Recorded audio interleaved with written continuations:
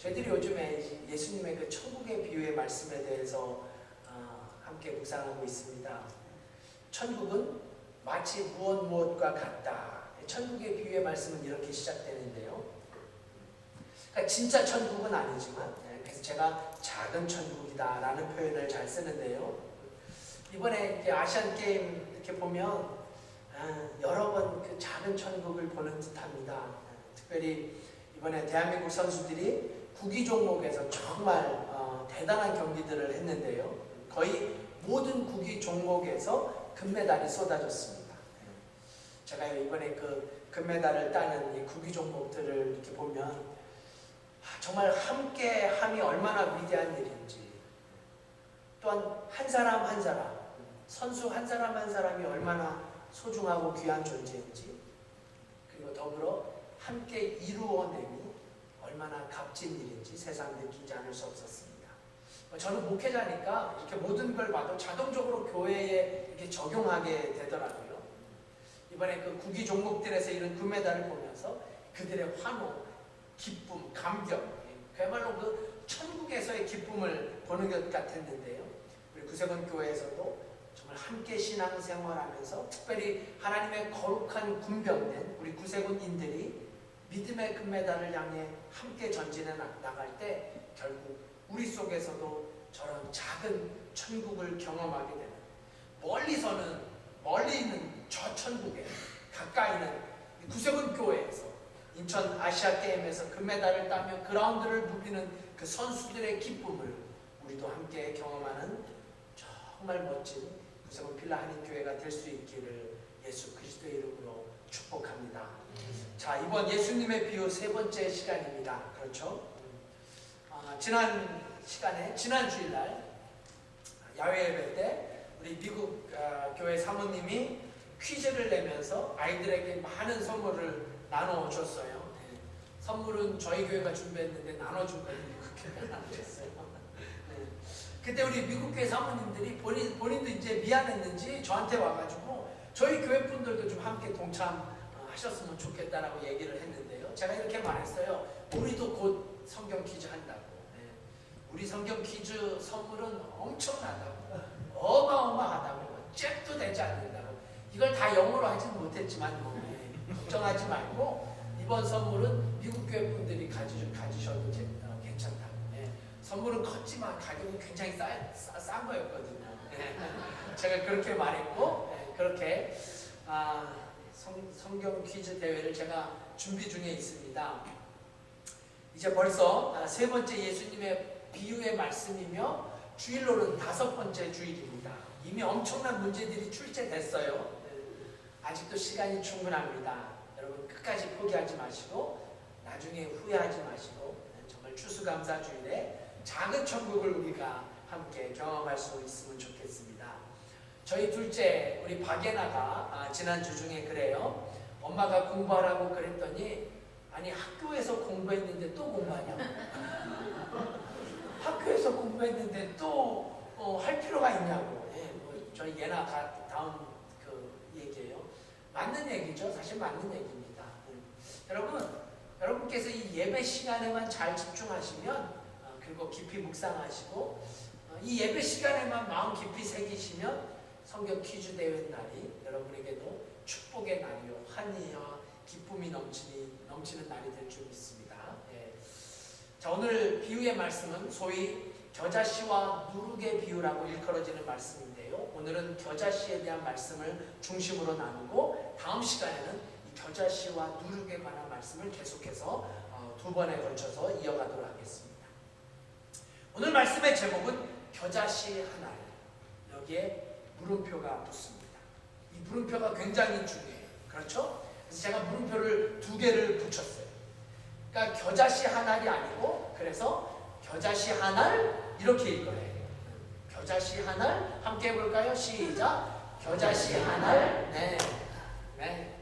이 겨자씨 하나에 대한 예수님의 비유의 말씀 속에서 우리는 너무나 엄청난 믿음의 진리를 깨닫게 됩니다. 그럼 이 말씀을 통해서 이 땅을 살아가는 우리 믿음의 성도들에게 예수님께서 전하고자 하셨던 천국의 메시지는 과연 무엇일까요?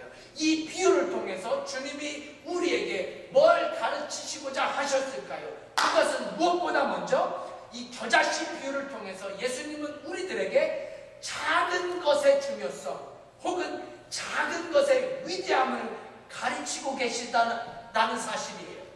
작지만 가치 있는 것, 작지만 소중하고 귀하고 위대한 것, 이것이 바로 겨자씨 비유와 누룩의 비유가 동일하게 전하고자 하는 정말 중요한 메시지입니다.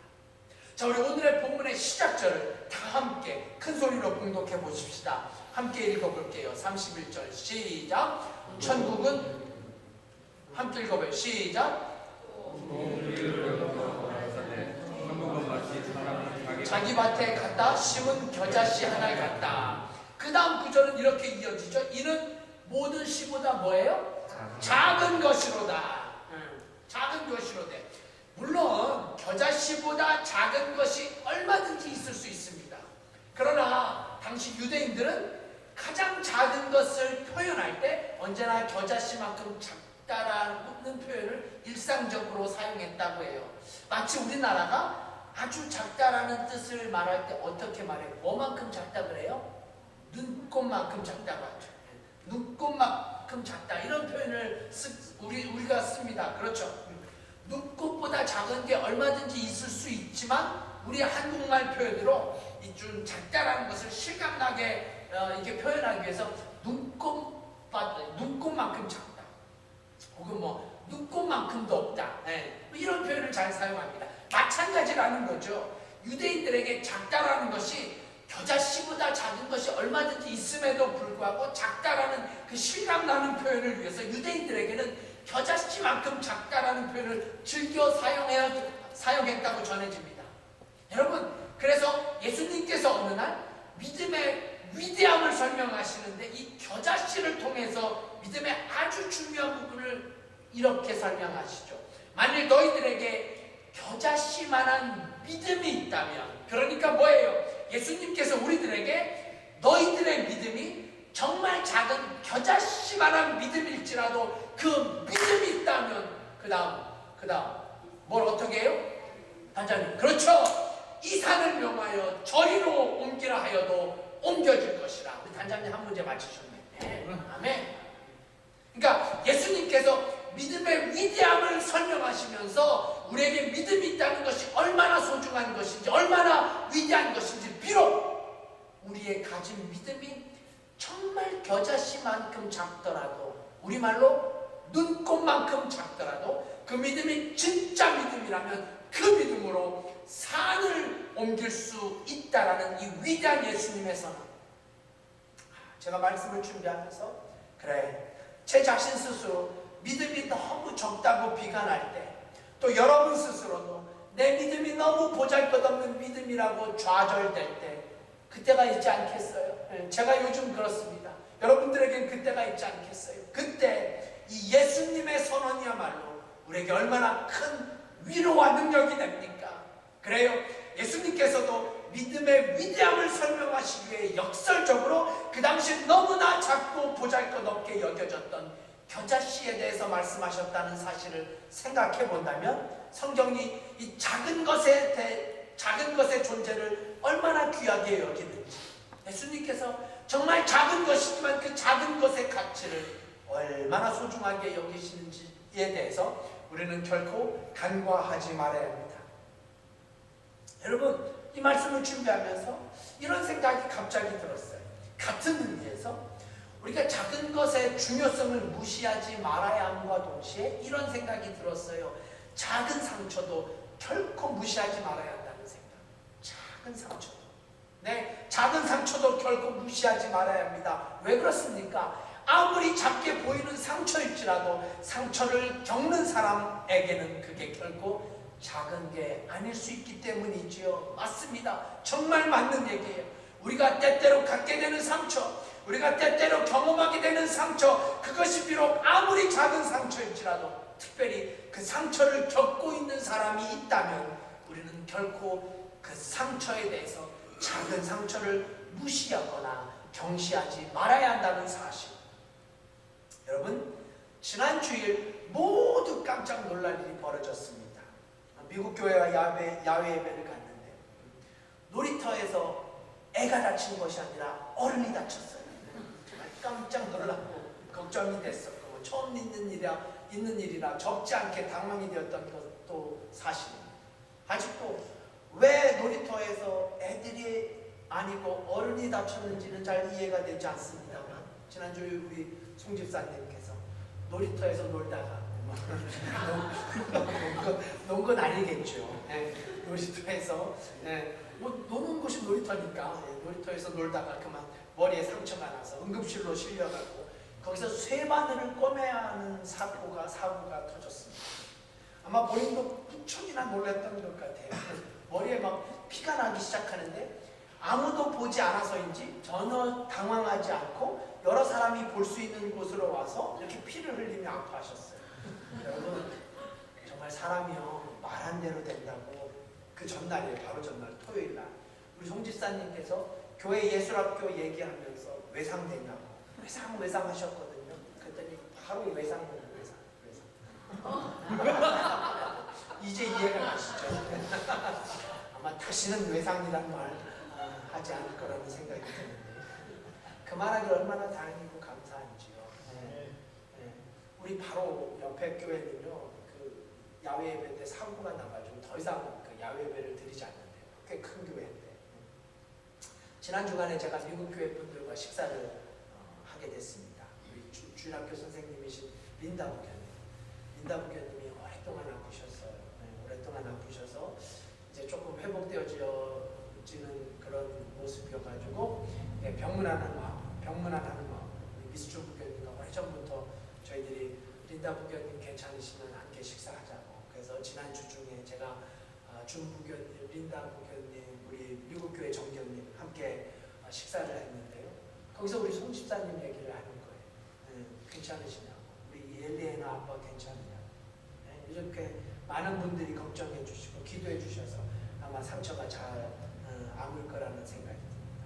여러분 제가 지금 드리고 싶은 말씀은 쇠바늘 꿰맸어요. 쇠바늘 어떤 분들은 쇠바늘 정도면 별거 아니라고 안 꿰매도 되는 상처라고 작은 상처라고 괜찮을 거라고 여러분 그러지 마셔야 합니다. 우리 송 집사님 페이스북에 가보면요 정말 다친 게 장난이 아니에요. 무슨 대수술한 환자처럼 병문안 받은 그 황도 백도를 막 이만큼 쌓아놓고 사진을 찍고 거의 중상을 입은 환자처럼 그래다가 마음까지 아프다. 그래서 저도 지난 월요일 날 우리 기도하는 마음으로 월요일 저녁에 황도 백도를 들고 찾아갑니다. 그럼 제가 지금 무슨 말씀을 드리려고 하는지 이제 아시겠죠? 세 바늘의 작은 상처가 당사자에게 결코 작은 게 아니라는 말씀이죠. 이게 오늘 예수님의 말씀을 이해하는데 얼마나 큰 도움이 되는지 몰라요. 작은 게 아니었습니다. 작은 상처가 결코 작은 게 아니에요. 그렇습니다. 예수님께서 이 작은 것의 소중함, 작은 것의 가치에 대해서 말씀하시는데요. 우리 주위에 누군가가 당하고 있는 상처, 우리 중 누군가가 겪고 있는 아픔, 비록 그것이 작은 상처일지라도, 비록 그것이 작은 아픔일지라도 그 상처와 함께 아파하는 것, 작은 아픔일지라도 함께 아파하는 것, 이것이야말로 작은 천국을 경험하는 이것이야말로 오늘 예수님께서 이 말씀을 하신 가장 중요한 이유라는 생각이 들었습니다. 여러분, 세상 사람들은 큰 것에만 가치를 둡니다. 큰 것에만 관심을 둡니다. 그렇죠? 그래서 이 세상은 커다란 것의 가치를 존중합니다. 강조해. 큰 것을 좋아하고 큰 것을 선호하고 큰 것을 자랑하는 시대에 우리가 삽니다. 그래서 차도 큰 차, 집도 큰 집, 교회도 큰 교회. 그래서 크기만 하면 큰 게 자랑거리가 되는 시대가 되었다고 해도 결코 과언이 아닌 시대입니다. 그러나 사랑하는 성도 여러분, 우리는 오늘 예수님의 비유를 통해서 세상의 가치와 믿음의 가치가 얼마나 다른가를 반드시 주목할 수 있어야 합니다. 세상의 가치와 믿음의 가치가 얼마나 다른지. 그럼요, 이것이 오늘 예수님께서 이 말씀을 통해서 우리에게 강력하게 전하고자 하시는 그분의 메시지. 겨자씨 한 알, 고작 겨자씨 한 알이요? 이 겨자씨 하나의 가치는 세상의 가치로 본다면 정말 별 볼 일 없는 거지요. 정말 아무것도 아니에요. nothing이에요. 이것이 세상의 가치입니다. 세상의 모습이에요. 그러니 오늘 예수님의 말씀이 세상의 가치와 믿음의 가치가 얼마나 다른지 여러분 우리가 반드시 진리를 깨달아야 합니다. 왜 그렇습니까? 왜요? 가장 중요한 이유 잘 들어주십시오. 오늘을 사는 우리 크리스찬들에게조차 큰 것을 으뜸으로 치는 세상이 되어버렸기 때문이에요. 오늘을 사는 우리 믿음의 성도들에게조차 큰 것이 제일이라는 이 가치관이 지배되어지고 있기 때문입니다.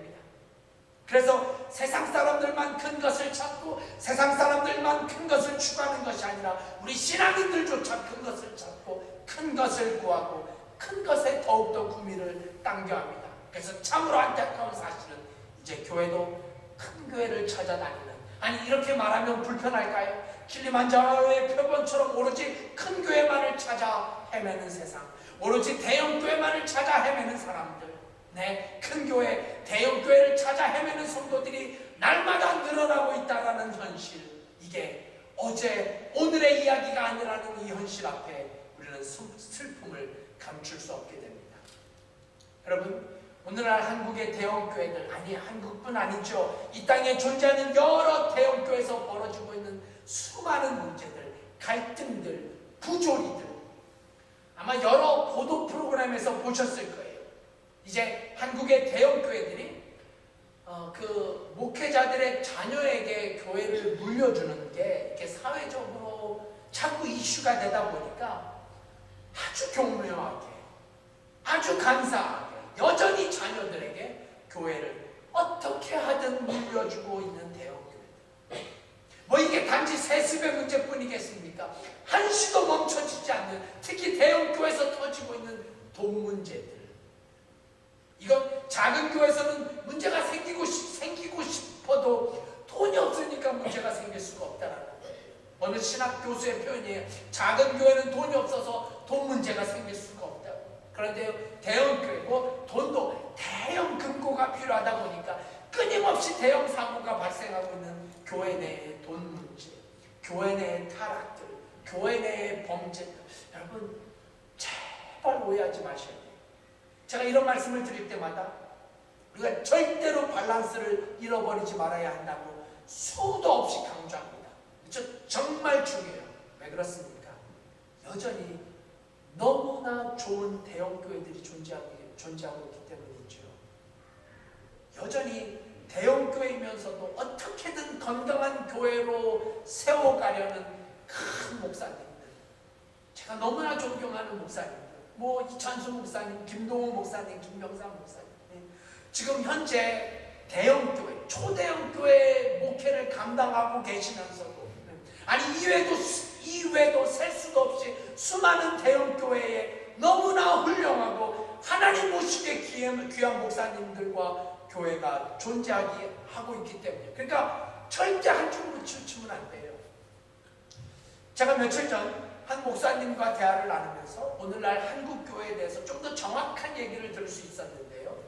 이제 한국교회에서 개척교회라는 말이 사라진 지 오래라고 합니다. 저도 한번 이런 말씀을 드렸던 것 같아요. 개척교회라는 말 자체가 없어졌어요.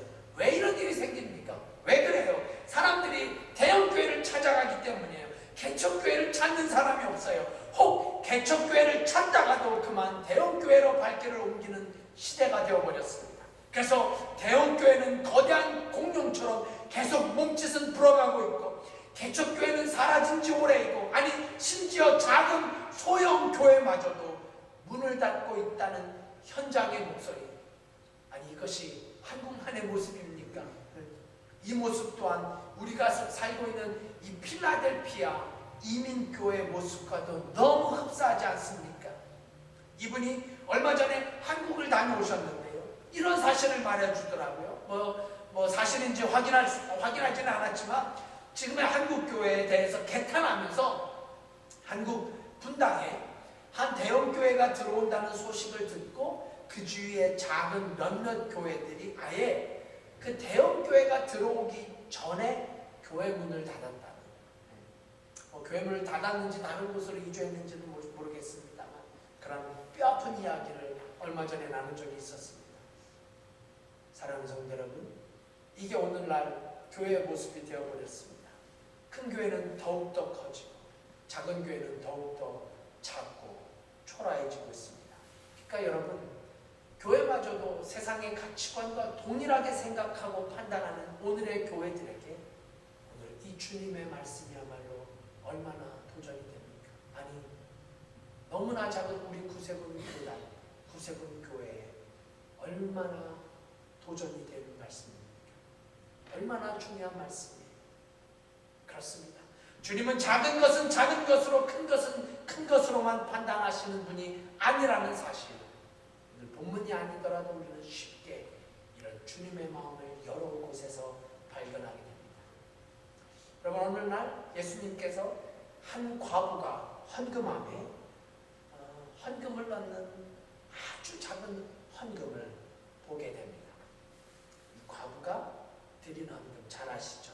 얼마를 드렸어요? 두 랩돈, 한 고드란트, 엽전 2푼이에요.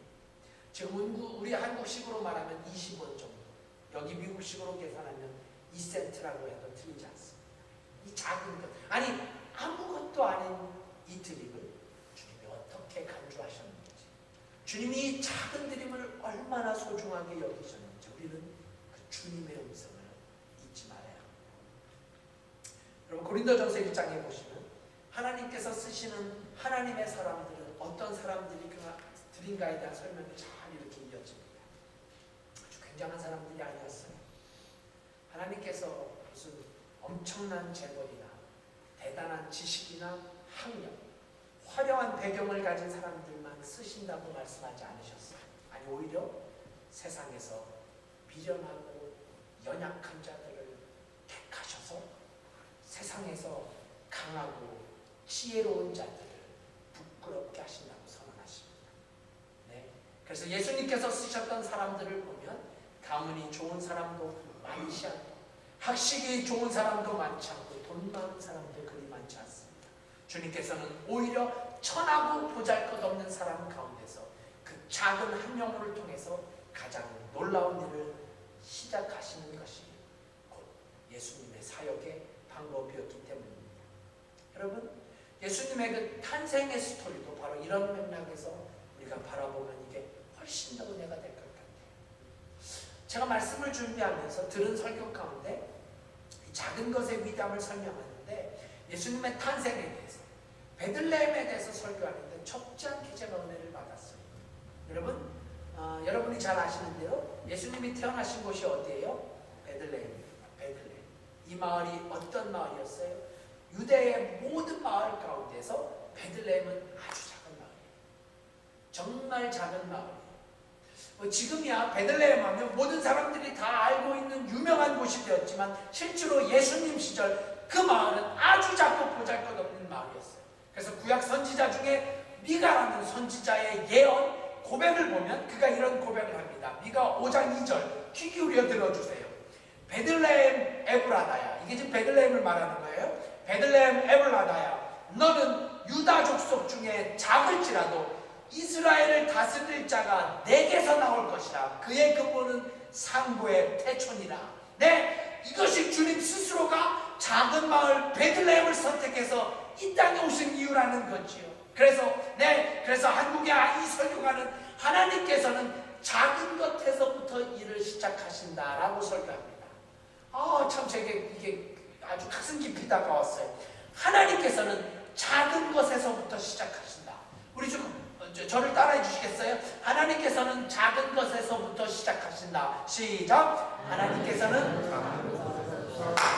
왜 그럴까요? 그분은 비록 작은 것이지만 그 작은 것을 소중히 여기시기 때문입니다. 말씀을 준비하다 이런 글을 읽었어요. 이게 스코틀랜드에 있었던 실화인데요. 어느 날 두 목사님이 이런저런 이야기를 만나서 나오게 됩니다. 두 분 목사님 모두가 이렇게 피곤한 목회 생활을 하면서 이렇게 사람들 앞에 이렇게 커다란 박광을 받거나 또 교회가 잘 부흥하지 못하는 그런 교회였어요. 한 목사님이 다른 분에게 이런 얘기를 합니다. 나는 지나간 3년 동안 열심히 사역을 했는데 사실 진정한 의미에서 거듭난 성도는 단 한 사람밖에 얻지 못했다.